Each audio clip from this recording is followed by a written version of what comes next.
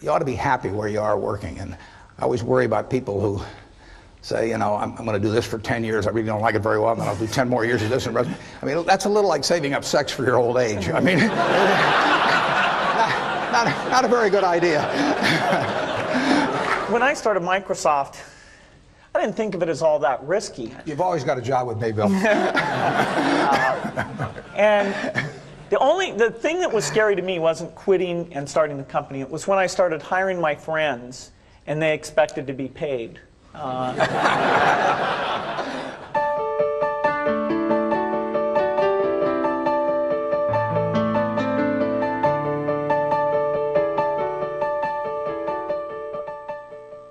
Buffett and Gates on Success was made possible by the Floyd and Dolores Jones Foundation, supporting efforts to enhance public education and a better understanding of business and investing in the American economy.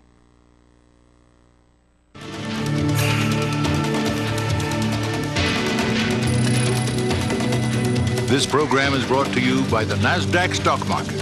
Timely investment information is available at NASDAQ.com. And by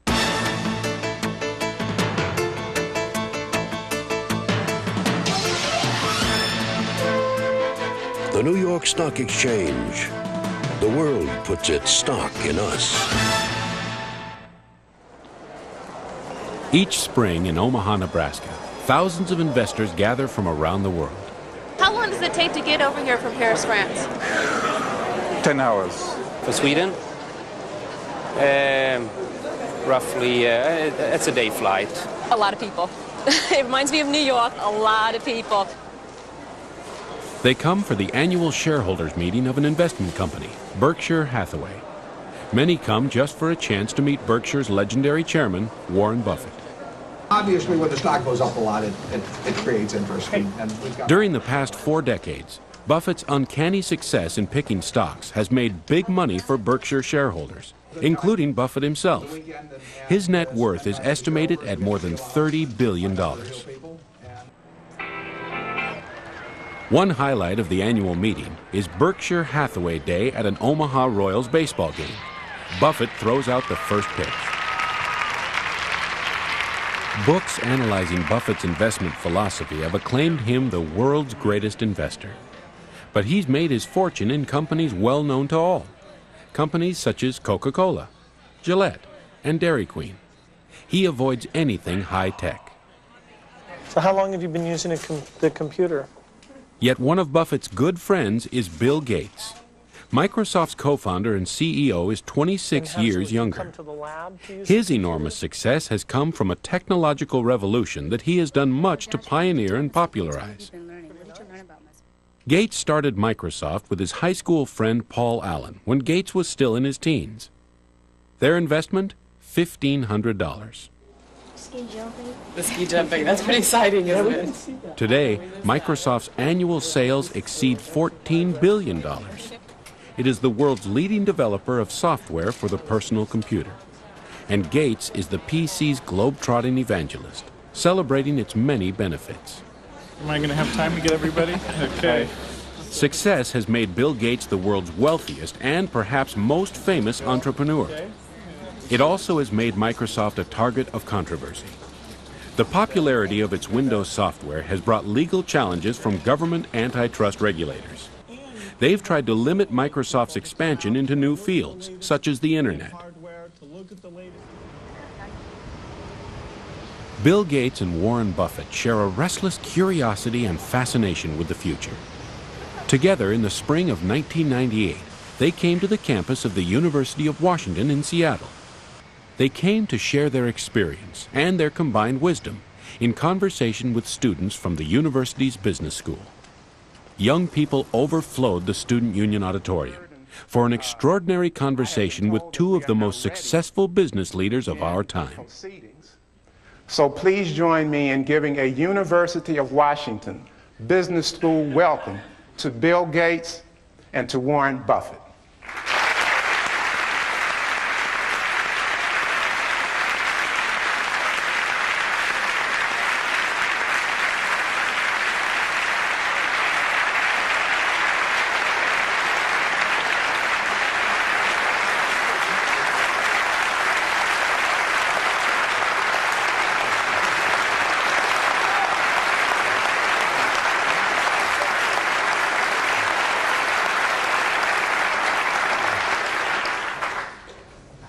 Well, I thought I ought to start this off by announcing that Bill and I have a small bet as to who would get the most applause. And I suggested that I bet my house against his, but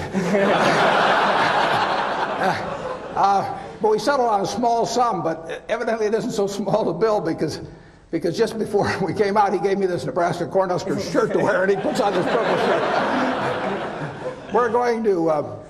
We're going to answer your questions. Whatever you want to talk about is fine, and we don't want any softballs. And I thought by wearing this Cornhusker shirt that I could guarantee hardballs right in my head.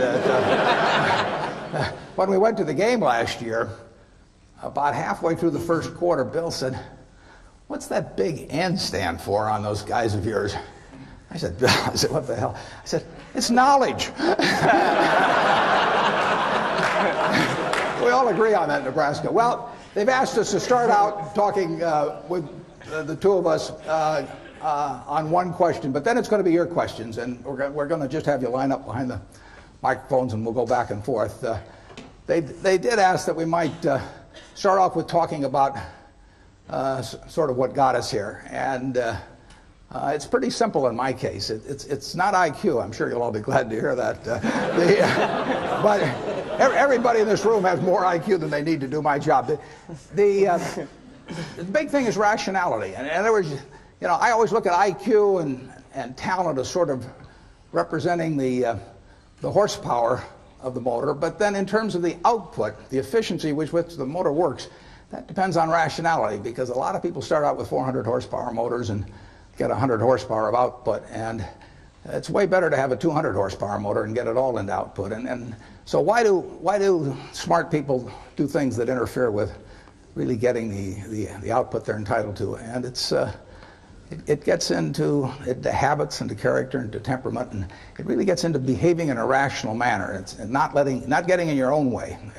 As I say, everybody here has the ability absolutely to do anything I do and much beyond.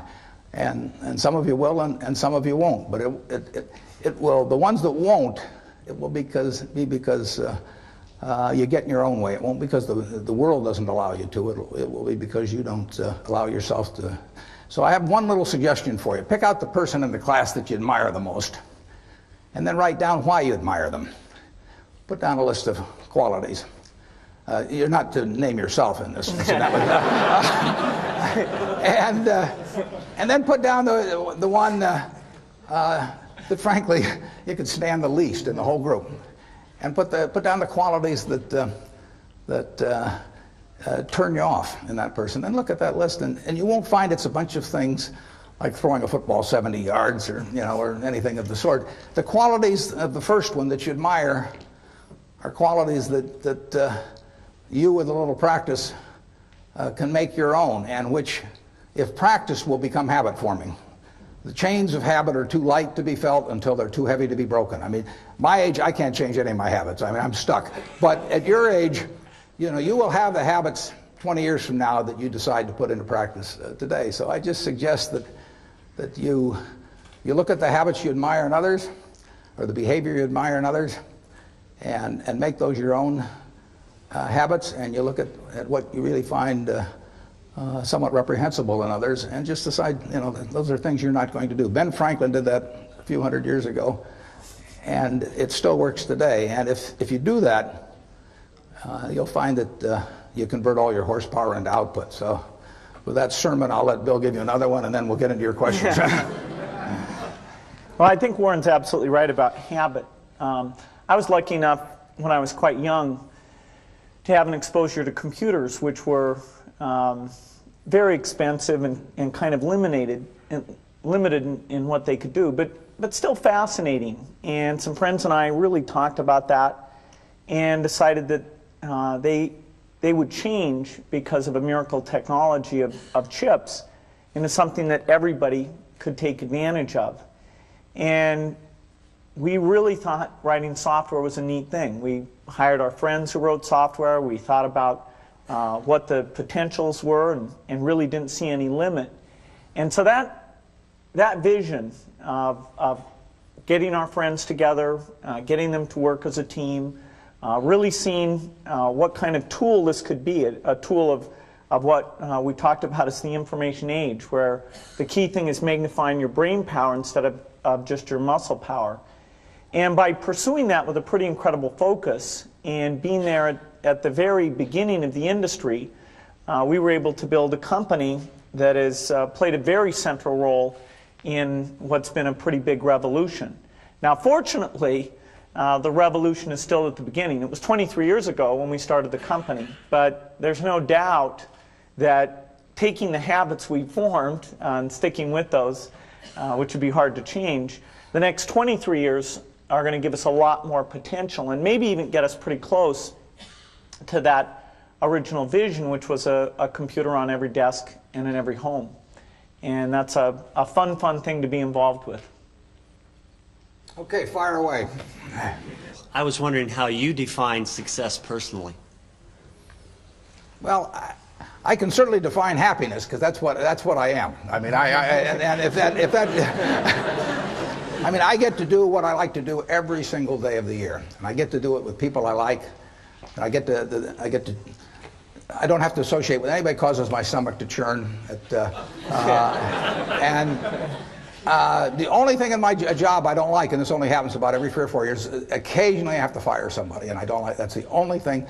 Other than I tap dance to work, and I get down there, and I think I'm supposed to lie on my back and paint the ceiling, you know, or something like Michelangelo. I mean, that's the way I feel, and it doesn't diminish. It's tremendous fun. So, you know, if they say that success is getting what you want and happiness is wanting what you get. Well, I don't know which one applies in this case, but I do know that I wouldn't be doing anything else. I mean, I do advise you, you know, when you go out to work, go to work for an organization that you admire, people you admire, because it'll turn you on, and you ought to be happy where you are working. And I always worry about people who say, you know, I'm going to do this for 10 years. I really don't like it very well, and then I'll do 10 more years of this. I mean, that's a little like saving up sex for your old age. I mean,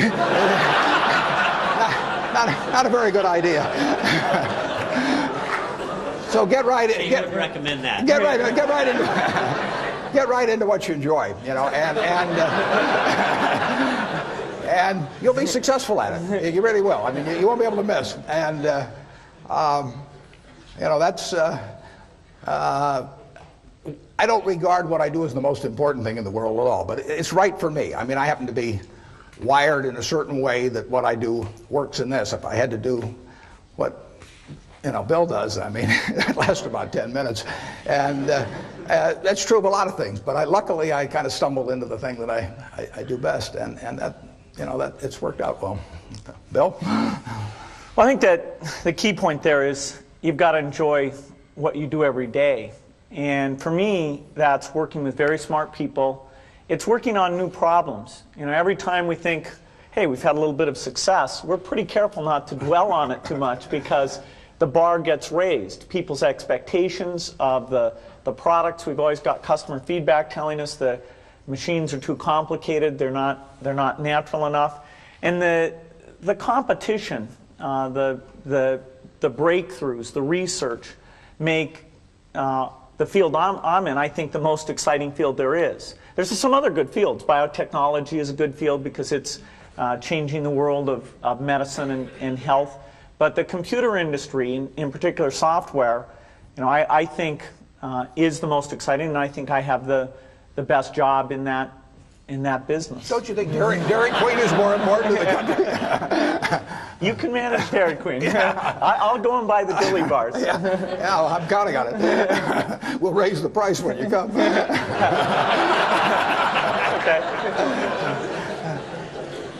You don't want to get in. I have turned down business deals that were otherwise decent deals because I didn't like the people that I would have to work with. I didn't see any sense pretending it. And to get involved with people that really cause your stomach to churn. I say it's a lot like marrying for money. That it's probably a bad idea under any circumstances, but it's absolutely crazy if you're already rich, right?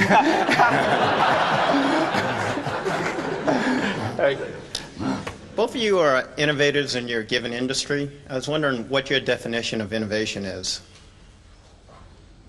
Well, I don't do a lot of innovating in what I do. I mean, my job, I really have just two functions in my job. One is to allocate capital, which I enjoy doing, and the second one is to have a group of managers, to keep a group of people, 15 or 20 managers, enthused about what they do when they have no financial need to do it whatsoever. At least 3/4 of the managers we have are rich beyond any possible financial need, and therefore my job is to figure out how to cause them to want to jump out of bed at 6 in the morning and work with all of the enthusiasm they did when they were poor and starting. And if I do those two things, they do the innovation. So that Bill innovates. Now he can tell you about it. Well, the technology business has a lot of twists and turns, and that's partly why it's such a fun business, is that no company gets to rest on its laurels. IBM was as dominant or more dominant than any company will ever be in technology. That's just not going to happen again. And they had the smartest people, and they had all the customer feedback, and yet they missed a few turns in the road. And so that makes you wake up every day thinking, let's try to make sure today's not the day we miss the turn in the road. Let's find out what's going on in speech recognition. Let's go find out what's going on in artificial intelligence. Let's make sure we're hiring in the kind of people who can pull those things together and make sure we don't get surprised. Sometimes we do get taken by surprise. For example, the internet came along, and we had it sort of as a 5th or 6th priority. It wasn't like somebody said internet to me and I said, oh, I don't know how to spell that. I said, yeah, I got that on my list, I'm okay. But there came a point where we realized it was happening faster, and it was a much deeper phenomena than it had been recognized in our strategy. And so that was a case where, as an act of leadership, I had to create a sense of crisis and have a couple months where we all just threw ideas and sent electronic mail around, went on a bunch of retreats, and then eventually coalesced around a few ideas where we said, okay, here's what we're going to do, here's how we're going to measure ourselves internally, and here's what the world should think, here's what we're going to tell them about what we're going to do. And that kind of crisis is likely to come up every 3 or 4 years or so. Next time it comes up, remember Yogi Berra, Bill. When you reach a fork in the road, take it. Growing up, who were your biggest role models, and what kind of a role did they play in your success? I had great parents, both of whom were involved in lots of interesting activities and would come home and talk to us about the world of business or law or politics or the charitable activities they were involved in. And so that made us, myself and my sisters always thought about, well, what are we going to do out there? And, they had us as avid readers, and so we had pretty broad interest in reading. Scientists were a group that I gravitated to because this notion that just out of their heads they came up with neat ideas, that sort of fascinated me. So quite a bit of the time I thought I'd be a mathematician or a scientist. It was only when I got to Harvard that I started to think of this sort of all-absorbing hobby I'd had, computer stuff, which I just thought, okay, I got to get rid of this, and decided to do something serious. I started to realize, this is pretty serious, and it's actually more interesting and more impactful than going and trying to come up with a new theory in math or anything else. And so I had that dilemma for a couple of years, but eventually decided that computers really was a great thing to be involved with. Yeah, I think you're 100% on the money in focusing. I would, instead of calling them role models, I call them heroes, actually. And I think if you tell me who your heroes are, I can tell you how you're going to turn out to quite an extent by this point in life. And I have been extraordinarily lucky in that none of my heroes ever let me down. I mean, the ones I came up with throughout their lives, I've never felt that I've been let down in any way with it. Number one was my dad, and had a huge impression on me. My wife, who is here, is one of my heroes. I mean, she is, in terms of she's taught me a tremendous amount, and never seen anybody any better with human beings than she is. And you can Yogi Berra again said you can observe a lot just by watching, and I watched my dad, and I've watched her, and I had a professor, Ben Graham, back at Columbia, and had a huge impact on me. So I have been lucky in that I've had terrific heroes, and they haven't let me down, and that takes you a long, long way. I've gone through one or two periods where we're kind of tough in life, but not. I mean, everybody's had that, but having the right heroes will take you right through it. The internet exposes us to vast amounts of information, and in particular, children are being exposed to more and more complex issues at very young ages. Yourself being a father, Mr. Gates, I was wondering if you had any comment on the access now to information, and how do we handle that? Well, definitely the internet has every kind of information you can imagine. All the worst things and best things that people are interested in are out there in great quantity. And so there's a decision a parent has in terms of, do you let your kid go out onto the internet? One great thing about the internet is if you set it up the right way, there's a log of exactly what the person's gone and looked at. And so you have to decide up to what age do you think it's legitimate that you have access to see where they're going and what they're interested in. And personally, I'd rather see what my kid is interested in and talk to them about it than try and block altogether them ever learning anything about it. Because someday in their life, whether it's a magazine or a friend or a terminal that I don't control, if they're curious about something, they're going to find out about it. And my theory is not that my child will be okay as long as they don't hear about things. You want to have the full experience, and but I think on the whole, the fact that a kid has this tool to be curious about all these topics, that's got to be a fantastic thing. I can't improve on that. But I just got to the age where Bill lets me watch the internet alone. So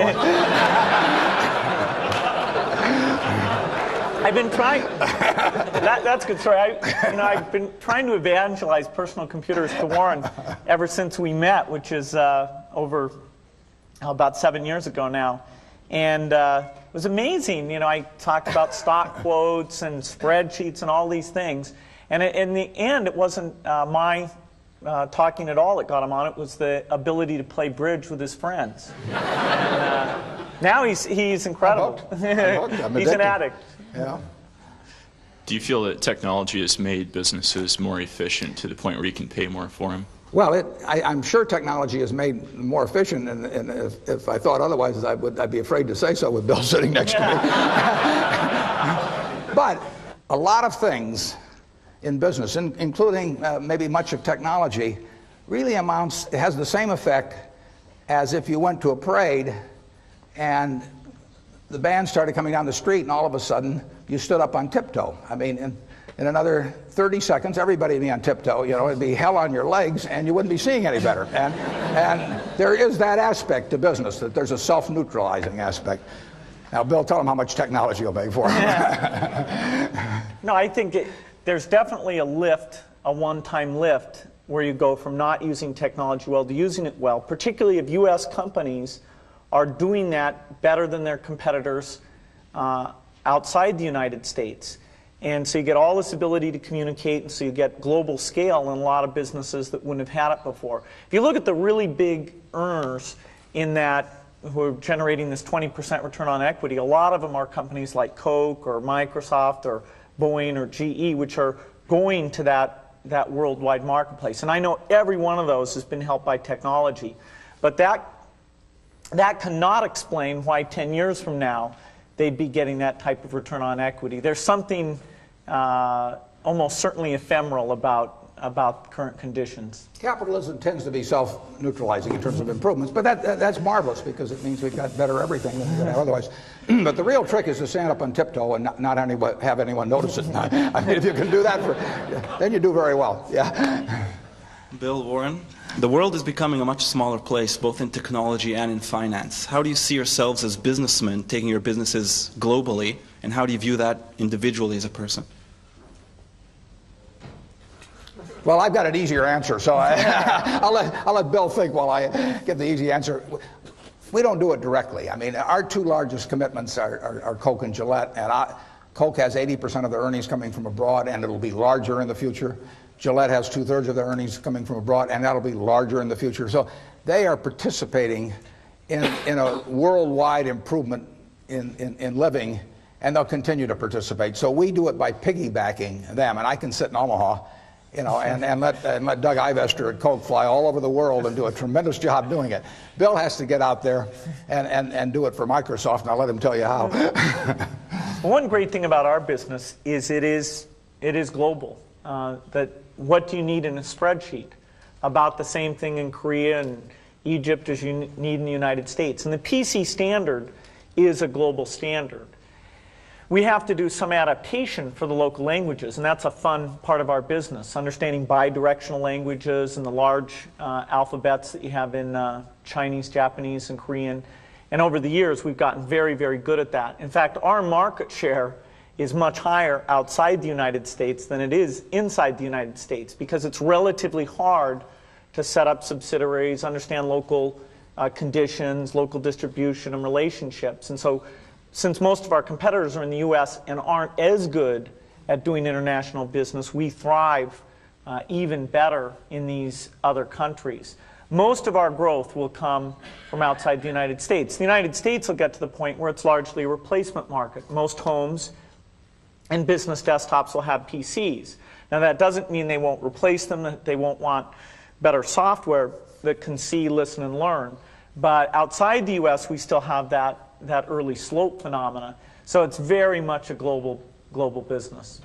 When you think about it, many of you are probably too young to remember with clarity. Anyway, 15 years ago, this country almost had an inferiority complex about its ability to compete in the world. And you know, and with software and the whole development of the computer, now the rest of the world is looking to us, and you know, Bill has played a big part in that. I mean, he has contributed in a major way to a change in our attitude about this country and the world's attitude about this country.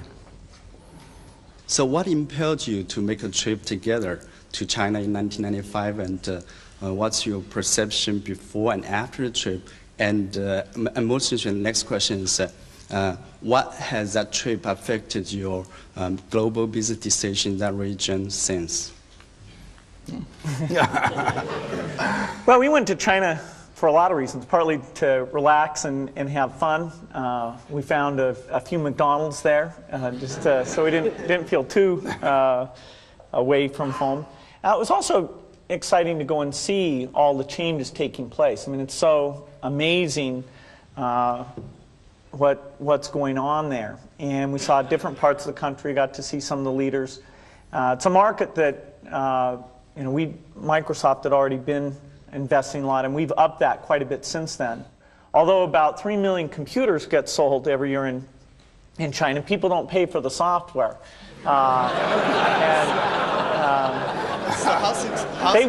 They will, though. It's sort of as long as they're going to steal it, we want them to steal ours.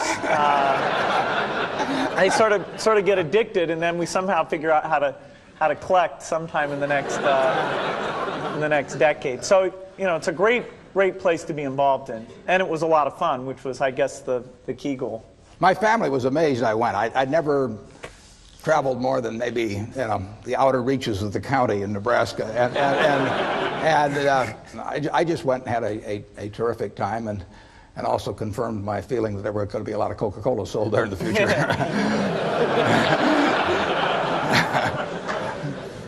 I told everybody over there it acted as an aphrodisiac. I don't know whether.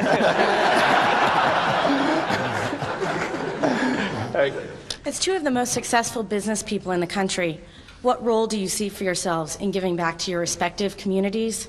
And how do you use your influence to get others to give back as well? Well, I think we both have quite a similar philosophy on that.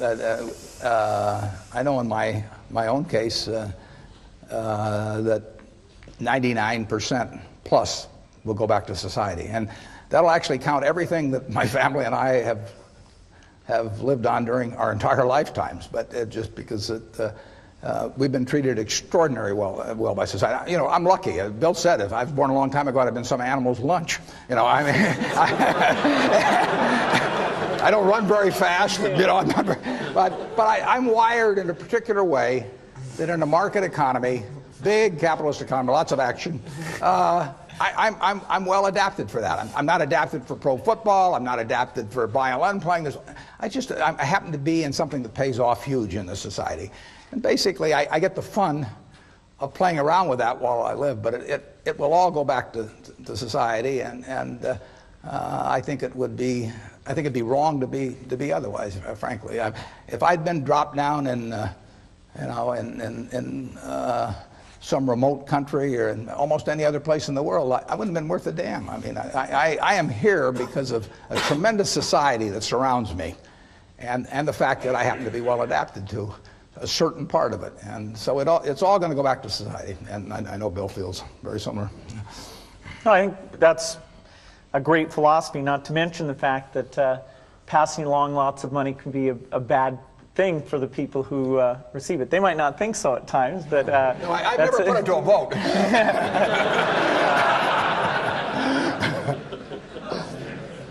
No, I really don't think it's right that frankly, I don't think it's right that the quarterback of the Nebraska football team next year should be the eldest son of the quarterback of 22 years ago, nor do I think that our Olympic team in 2000 should be chosen as to be from the same family that was on the Olympic team in all the respective sports in 1976.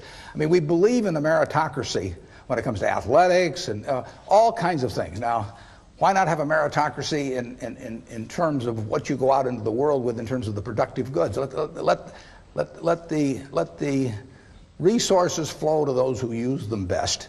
But then I think they ought to give it back to society primarily when they get through. I do not believe in a divine right of the womb. I mean, I do not think that that if you select the right womb that you're entitled to do nothing the rest of your life. It doesn't make any sense.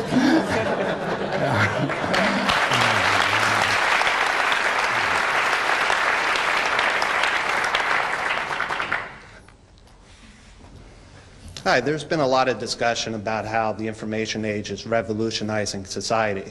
And I would like to get your opinion about which countries and industries and companies are best prepared to take advantage of these changes and what factors would account best for their success. Maybe I'll start with that. If you look at what's happened in personal computers or what's happened in business in general, in terms of how we allocate capital and let labor move around, the United States has emerged in a very strong position. And so the first beneficiary of all this information technology will be the United States. There are a few other areas like Singapore, Hong Kong, the Scandinavian countries, where they're adopting the technology at basically the same rate that we are. There's a few countries that even relative to their level of income are going after the technology because they believe so much in education. In Korea and many parts of China, we see incredible penetration of personal computers, even at very low income levels, because they basically decided it's a tool to help their kids have access to information and to get ahead. The whole world is going to benefit in a big way. You know, there'll be this shift where instead of your income level mainly being derived by what country you're in, it'll be derived by what your education level is. So today, a PhD in India doesn't make nearly as much as a PhD in the United States. Well, as you get the internet allowing services and advice to be transported as efficiently as goods are being transported through shipping and all those things, then you'll get essentially an open market bidding for that engineer in India versus the engineer here in the United States. And that benefits everyone because you're taking better advantage of those resources and people are better off. So the developed countries will get the early benefit from these things. In the long run, the people who are lucky enough to get a good education in developing countries will actually get an absolute, the biggest boost from all these things that go on. I didn't get it at first, but it's huge, and it will change the world, the technological revolution in dramatic ways and quickly. Ironically, our approach to that is just the opposite of Bill's, but that his is the right one for the world. Ours is the right one for me. I look for businesses where I think I can see what they're going to look like in 10 or 15 or 20 years. We don't own any, but if you take Wrigley's chewing gum, I don't think the internet's going to affect how people chew gum. You know, and Bill probably does. I mean, but I don't think it's going to affect the fact that Coke will be the drink of preference and will gain in per capita consumption around the world. I don't think it'll change whether people shave or how they shave or the fact that they like a better shaving system as the Mach 3 is going to be very shortly, I might add. So we are looking for the very predictable, and you won't find the very predictable in what Bill does. You'll find the more exciting things, the things that are going to change society more. And so I have a little different opinion. As a member of society, I applaud what he's doing, and as an investor, I keep a wary eye on it. And that's, you know, it's a different approach to investing. Most people think about all as opportunity, and it has been opportunity. Every internet stock has gone crazy here in recent months, but I don't know how to look at one or the other and tell the winners. Yeah, this is an area I agree strongly with Warren on. I think the multiples of technology stocks should be quite a bit lower than the multiples of stocks like Coke and Gillette, because we are subject to complete change in the rules. You know, I know very well that in the next 10 years, if Microsoft's still a leader, there will have been at least three crises that we will have had to really prove our excellence in. I accidentally once, when we were on a panel with the CEO of Coke, I said something like, I couldn't run my business when I get to be 60 because it's such a hard business, not like Coke. And I offended him without meaning to. You won't offend me. I want to be in a business I can run when I'm 100 because I plan to do it. I'm going to retire about 5 years after I die. Maybe. Starting a new company is very risky. How do you determine when is the best opportunity to start a new company, and how can you get people to support you? Well, when I started Microsoft, I didn't think of it as all that risky. I mean, I was so excited about what we were doing. It's true I could have gone bankrupt, but you know, I had a set of skills that were highly employable, and in fact, my parents were still willing to let me go back to Harvard and finish my education if I wanted to. You've always got a job with me, Bill. And the thing that was scary to me wasn't quitting and starting the company. It was when I started hiring my friends and they expected to be paid. And then we had customers who went bankrupt, customers that I'd counted on to come through. And so then I got this incredibly conservative approach that I wanted to have enough money in the bank to pay a year's worth of payroll, even if we didn't get any payments coming in. And you know, I'm almost true to that the whole time. We have about $10 billion now, which is pretty much enough for the next year. Anyway, you know, if you're going to start a company, it takes so much energy that you know it better overcome your feeling of risk. I don't think that you necessarily, if you're going to start a company, should do it at the start of your career. I think there's a lot to be said for working for a company, learning how they do things.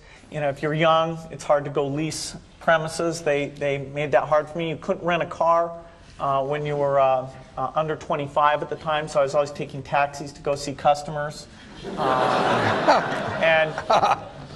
The people would, you know, people would say, well, we're going to go have a discussion in the bar. Well, I couldn't go to the bar.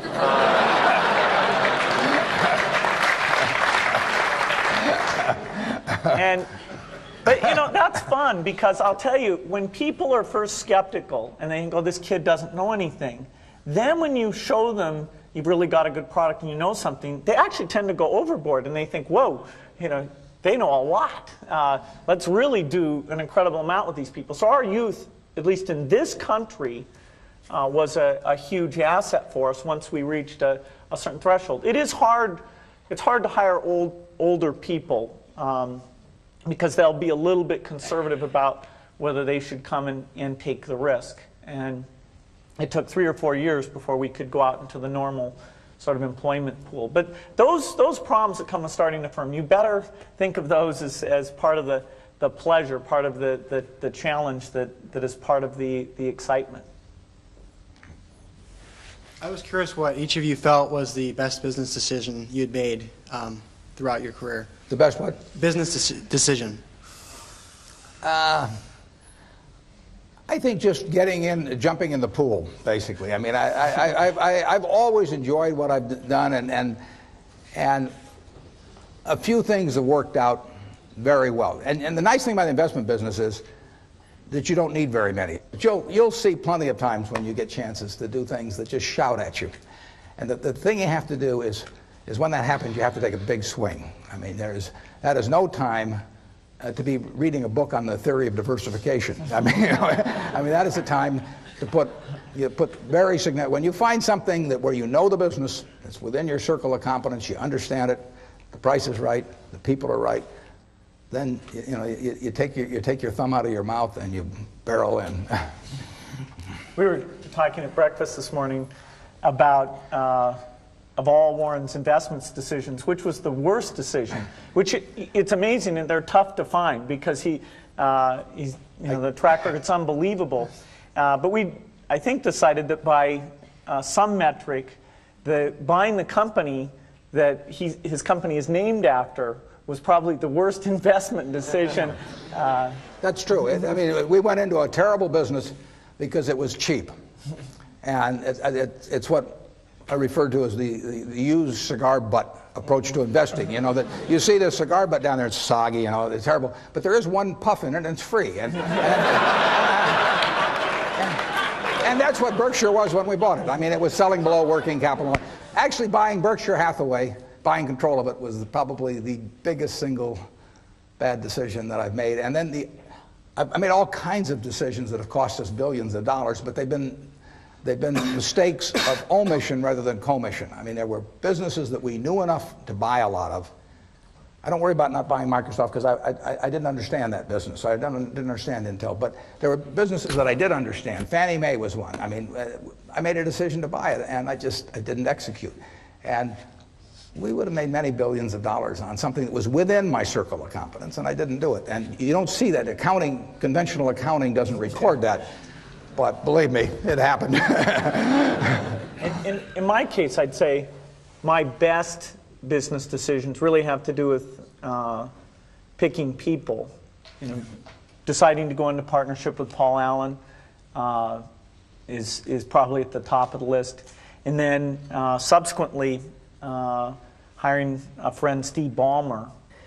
And having somebody who you totally trust, who's totally committed, who shares your vision and yet has a little bit different set of skills, and also acts as a check on you. Some of the ideas you come up with, you run by them because they're going to say, hey, wait a minute, have you thought about this and that?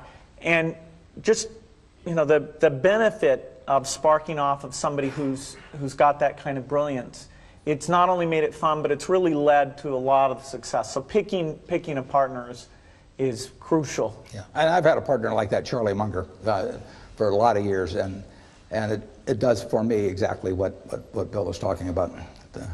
Charlie, and so you have to calibrate with Charlie, though, because Charlie says everything I do is dumb, but but if he says it's really dumb, then I know it is. But if he just says it's dumb, I take that as an affirmative vote. Go ahead. If you can change one thing in your life, what would it be and why? My age. I never look back. I just don't. I don't worry about anything. I mean, so I consider myself unbelievably lucky. So the idea of saying I could have even been a little luckier if this or that had happened, I mean, I could have been a lot better looking, or I could have been a better athlete, or all that stuff. But so what? You play the hand you get. you play it as well as you can, and you're thankful if you're lucky enough.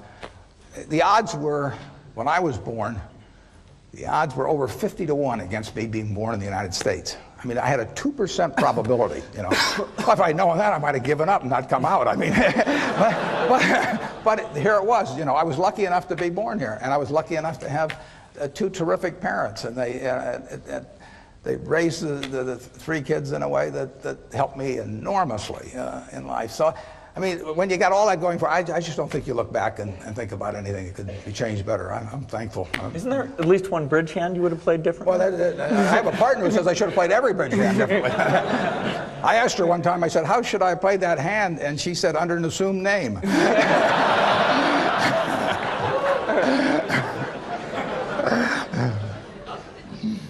I think the key resource you have to deal with is your time and how you spend time. And I'm pretty rigorous at looking back each year. I even get my friend Steve Ballmer to come in and look at my schedule and criticize, hey, you didn't really need to spend time on this or that. And that's pretty useful because, you know, if I can get more time to sit down with the engineers, if I can get more time to get out with some customers, those are the things I just love to do. And you know, it just gets me excited, it clears my mind, and so, you know, I'm always trying to make sure that I'm only doing the things that are important. Hypothetically, if you were to lose everything today, keep everything in the past, but right now starting fresh, and you could only keep 3 things in your life, tangible or intangible, what 3 would those be? Well, I'm not sure how you define the 3. I mean, you know, you'd like to know everything that you now know. I mean, because what essentially the things I've applied in the past are going to be applicable in the future. This may sound, if I lost it all without losing any money of any other people, it wouldn't bother me a lot. If I took other people down with me, it would kill me. You know? I mean, you know, that is the one thing that would just that would destroy me, because I wouldn't be able. I'm not sure I'd recover from that. But if it was just my money, it wouldn't make any difference at all, because I keep living about the same. Have to give up the plane. I'd give you a job. Yeah, but I mean, I eat the same way everybody in this room eats. You know, he eats a lot worse than you guys do. Well, depends how you define worse, but I think you're right.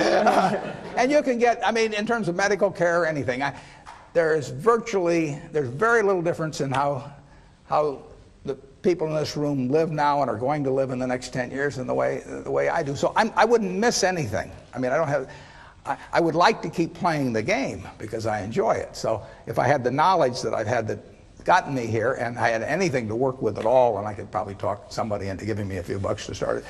But I would have a lot of fun playing the game again. I mean, it might be, you know, I'm not sure I want to follow your experiment, but I think it'd be just about as much fun as what I do. Yeah, as long as people didn't go down with me, that would be no fun. Bill? Yeah, starting out at a small scale again, you know, it's got a certain attraction to it, but. You know, I think it's interesting. Our business is not one where money makes that much difference at all. You know, in fact, somebody was saying to me recently that, you know, Microsoft has such a strong position in our business. And I was saying, hey, if you took 30 of the top people and drafted them over to the other team, the score would change, you know, very, very quickly.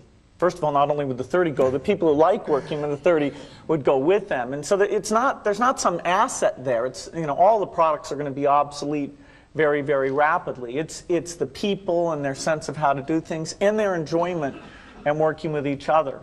And, you know, it'd be a shame to give that up. But, you know, starting another company like that again, I'd have a blast doing it. In light of public controversy that's caused a lot of confusion in my mind and has polarized most of my friends and associates, and perhaps has caused one or both of you to lose some sleep, I'd like to ask you to share your perspective of what purpose or what appropriate role antitrust legislation should play in American business? I am no antitrust scholar. I think that well, I met Bill 8 years ago, and he's a terrific teacher, and so he spent about 6 or 7 hours explaining his business to me. And he actually, I mean, here I am, the world's biggest dummy on technology, but he explained it to me pretty darn well. And when he got through with it, I bought 100 shares of stock just to keep track of him. And I think that shows two things. One is that I've got an IQ of about 50. And the second is, I didn't think he had any monopoly.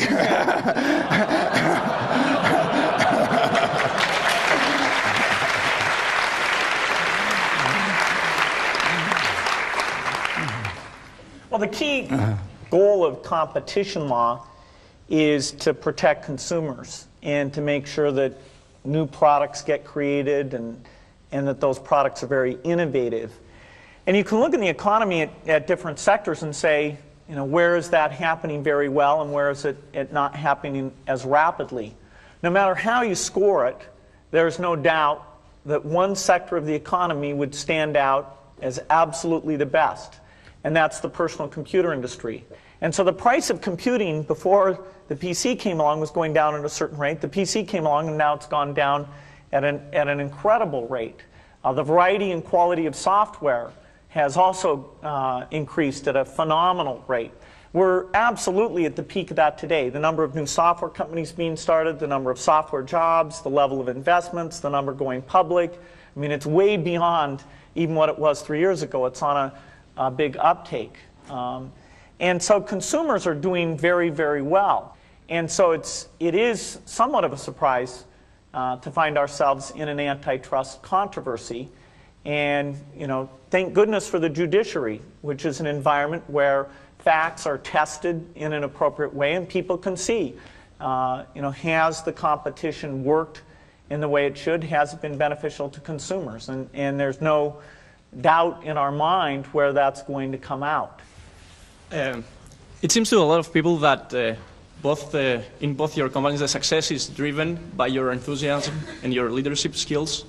How do you see your organizations in the post-Buffett and post-Gates era, and how do you prepare your companies for that period? Well, your assumption is wrong, because I will keep working until about 5 years after I die, and I've given the directors a Ouija board, and they'll be in touch. But the Ouija board it doesn't work. We have outstanding people that can do what I do, and we've got the people identified to do that, and the board of directors of Berkshire knows who they are. And in fact, I've got a letter. I've already sent out a letter that tells what should be done, and I've got another letter that's addressed, which will go out at the time, and it starts out, "Yesterday I died," and then it just tells what the plan for the company is, and it's all taken care of. It's all written. I put down at the bottom of it, I put "dictated but not read."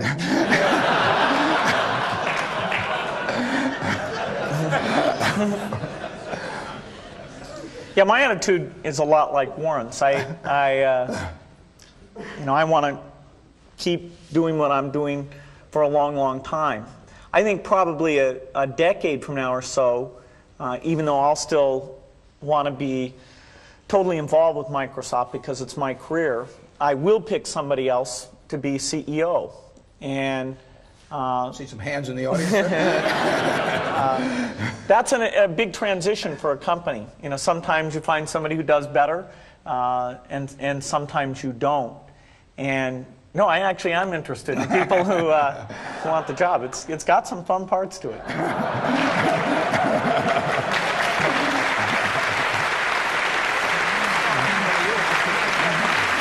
I just want to make certain that they hear that we specifically and formally thank Warren Buffett and Bill Gates for visiting the University of Washington Business School.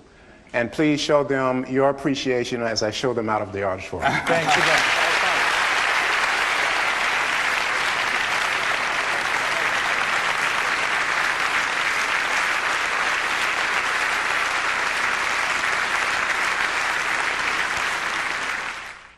So what did you think? Both Bill and Warren were both very entertaining. And a lot of the questions are on a personal basis, so that was kind of nice to see another side of them as opposed to the business side. Warren Buffett's comments about being true to yourself and following what it is that feels right ring true to me. That was good to hear that message, especially from someone who's been so incredibly successful in what he's done. Both of them mentioned about in order to succeed, you must be happy in what you do, and that I find it to be much more important than acquiring wealth and fame, in the sense that you have your internal sense of achievement, that you have done something that is different.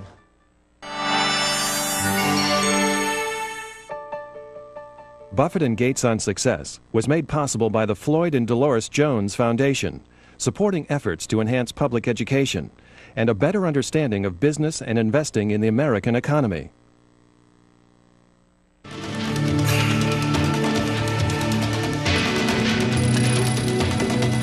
This program is brought to you by the NASDAQ stock market. Timely investment information is available at NASDAQ.com. And by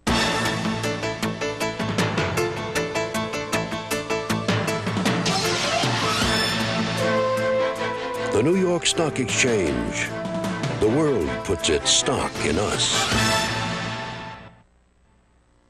To order video cassettes and the transcript of Buffett and Gates on Success, please call KCTS at 1-800-937-5387.